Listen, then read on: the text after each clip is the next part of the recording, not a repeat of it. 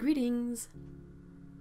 Today's special video again, it's not the follow-up to the how to start in watercolor video because I just got my new lamps and I wanted to make sure that they do the trick before I would record such a lengthy video.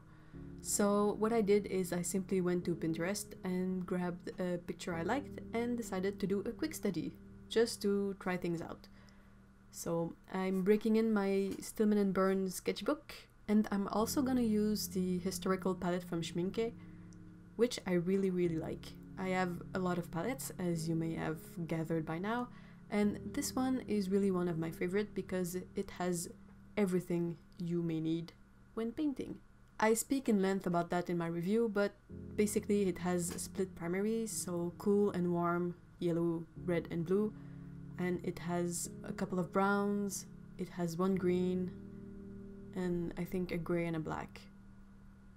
Alright, the black is not all that useful, but it can be fun to do black and white study to check your values or practice reading a picture in terms of light and dark. So what I'm doing on the sketch at the moment is I'm just quickly sketching out the big shapes of my reference, just to have some sort of guidelines when I paint. The goal is to hit the proportions as right as I can and as fast as I can, because this is a study, so I'm practicing being fast about this.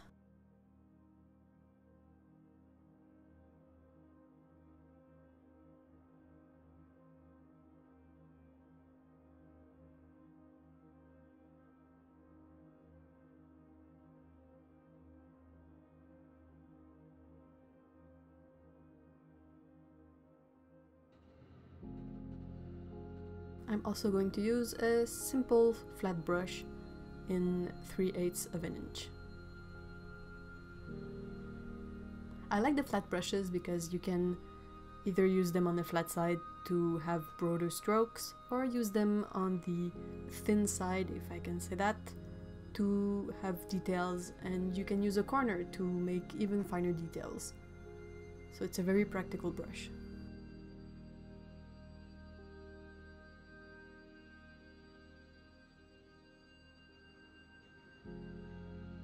I almost never rinse up my palette lids, unless they get super messy, or I really need to paint something in a completely different color palette.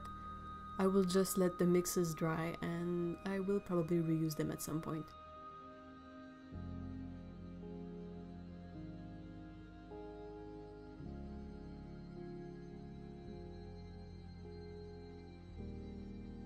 Another thing I tried to do for this study is to make use of my little hairdryer.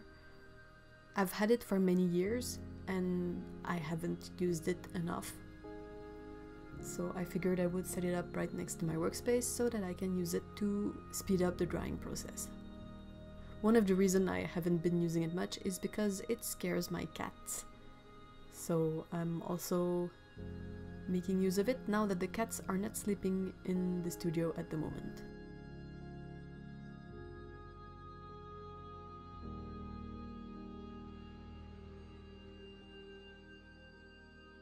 I will include a link to the Pinterest board where I put the reference pictures I use or plan to use in the description box, so if you want to see the original picture I used to make this study, you can check it there.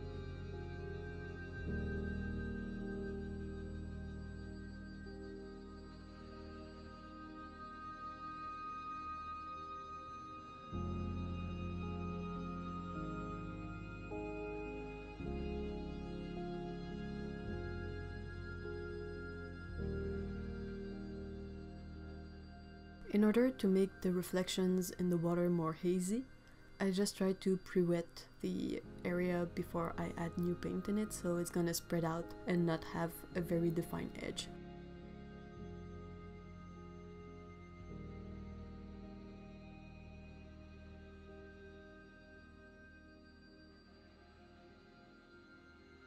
I also try to paint from light to dark, so this is why I started with the sky and the mountains in the distance, and I am quickly going toward what is the darker in this picture, which is the silhouette of the inlet and the fishermen.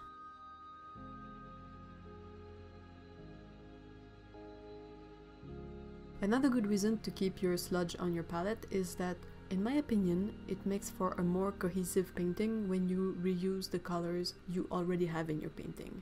Even if it's not exactly like your reference picture, I think it's more interesting to look at when you go towards the colors you already have. So I just mixed my green with the blue that I used for the mountains.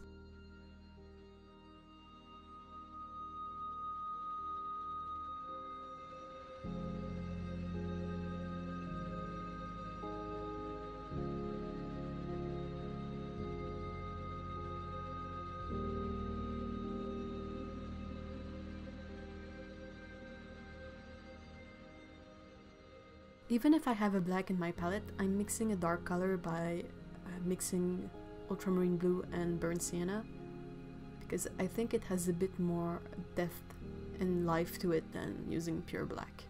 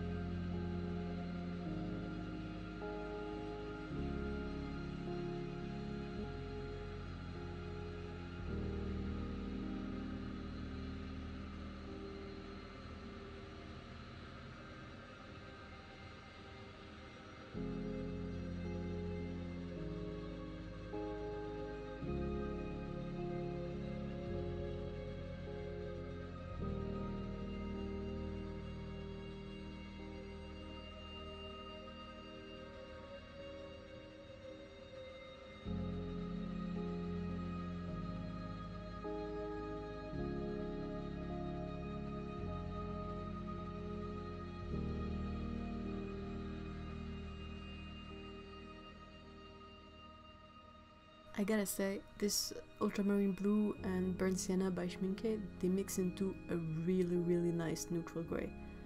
It's so dark, it's almost black, and they get to it super fast, and you don't really have to noodle with the mix for a long time. So I really enjoy this palette. It's yet another reason why this historical palette is a really nice grab at a really nice price. I will put a link in the description box if you want to check it out.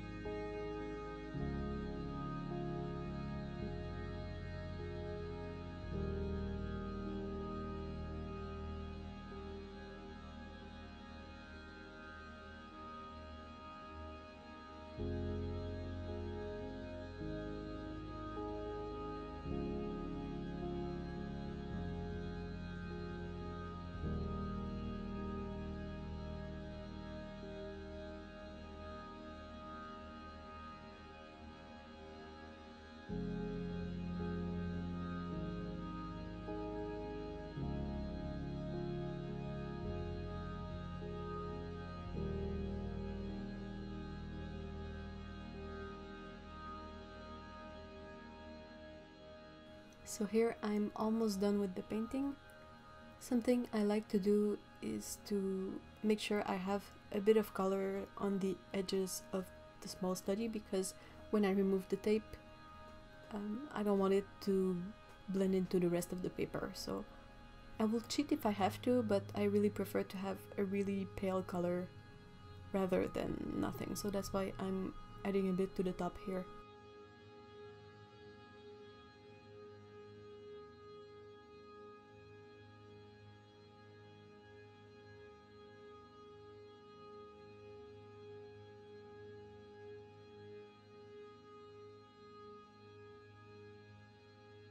Sadly enough, this little hairdryer I've had it for a couple of years, but I haven't used it much, and when I started reusing it again, one of the setting broke right away.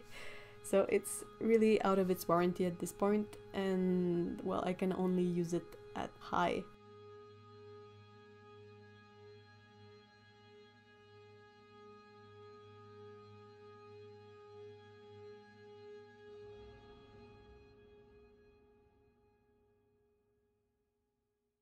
So that's almost it for this study.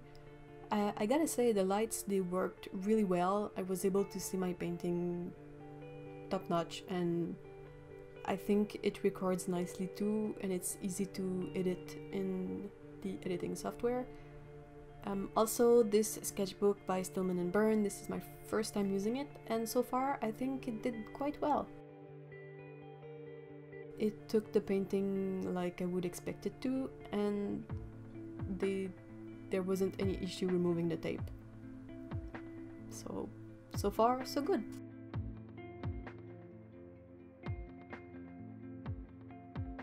So that's it for this study.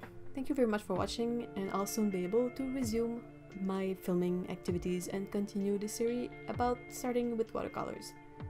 Thank you, bye bye.